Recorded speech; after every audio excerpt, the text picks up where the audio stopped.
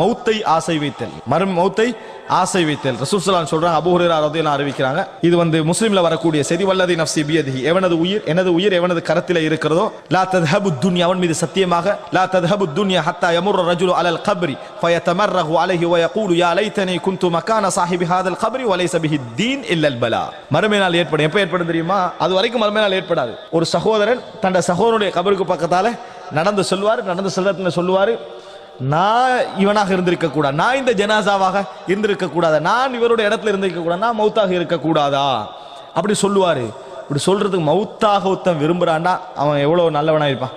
இந்த உலக வாழ்க்கையை விட நம்மளுக்கு மறுமை தான் என்னது தேவை, அதான நல்லது. ரசூலுல்லாஹ் சொன்னா, வலைஸ பிஹி தீன், மார்க்கம் காரணம் அல்ல அப்படி சொல்றதுக்கு, இல்லல் பலா, சோதனை, அந்த நெருக்கடி. அதால இன்றைக்கு நிறைய பேர் நினைக்கிறாங்க, இன்றையோட உலகம் அழிஞ்சிட்டுண்டா, பிரச்சனை முடிஞ்சுது, அப்படி அளவுக்கு பிரச்சனை தலையிலைக்குது அவன்கிட்ட.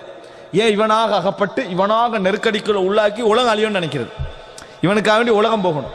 இப்படி நினைக்கக்கூடிய அளவில் இந்த சோதனைகள், இக்கட்டான நட்டங்கள், இந்த மாதிரியான சூழ்நிலைகளுக்காக வேண்டி உலகம் அழியணும், நான் மௌத்தாகணும்னு நினைப்பான். மார்க்கத்துக்காக அப்படி நினைக்க மாட்டான், மார்க்கத்துக்காக அப்படி நினைக்க மாட்டான். இப்படி சொல்லக்கூடிய காலம் வந்தால், அதிகமாக மக்கள் நான் மரணிச்சிருக்க கூடாதான்னு சொல்லக்கூடிய ஒரு காலம் வருமாக இருந்தால், அது மறுமை நாளுடைய அடையாளங்களில் ஒன்று என ரசூலுல்லாஹி ஸல்லல்லாஹு அலைஹி வஸல்லம் அவர்கள் சொன்னார்கள்.